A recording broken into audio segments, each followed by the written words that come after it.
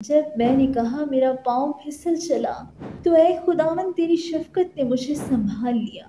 خدا باپ کی زندہ کلام میں سے زبور کی کتاب۔ خدا سب کا انصاف کرنے والا ہے۔ زبور 94۔ اے خداوند، اے انتقام لینے والے خدا، اے انتقام لینے والے خدا جلوہ گر ہو۔ اے جہان کا انصاف کرنے والے اٹھ، مغروروں کو بدلہ دے۔ اے خداوند شریر کب تک شادیانہ بجایا کریں گے؟ وہ بکواس کرتے ہیں اور بڑا بول بولتے ہیں، سب بد کردار لاف زنی کرتے ہیں۔ اے خداوند، وہ تیرے لوگوں کو پیسے ڈالتے ہیں اور تیری میراث کو دکھ دیتے ہیں۔ وہ بیوہ اور پردیسی کو قتل کرتے ہیں اور یتیم کو مار ڈالتے ہیں اور کہتے ہیں کہ خداوند نہیں دیکھے گا اور یعقوب کا خدا خیال نہیں کرے گا۔ اے قوم کے حیوانوں، ذرا خیال کرو۔ اے احمقو، تمہیں کب عقل آئے گی؟ جس نے کان دیا کیا وہ خود نہیں سنتا؟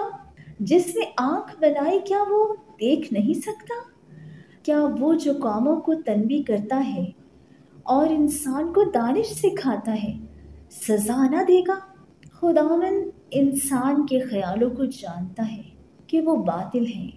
اے خداوند، مبارک ہے وہ آدمی جسے تو تنبیہ کرتا اور اپنی شریعت کی تعلیم دیتا ہے، تاکہ اس کو مصیبت کے دنوں میں آرام بخشے، جب تک شریر کے لیے گڑھا نہ کھودا جائے، کیونکہ خداوند اپنے لوگوں کو ترک نہیں کرے گا اور وہ اپنی میراث کو نہیں چھوڑے گا، کیونکہ عدل صداقت کی طرف رجوع کرے گا اور سب راست دل اس کی پیروی کریں گے۔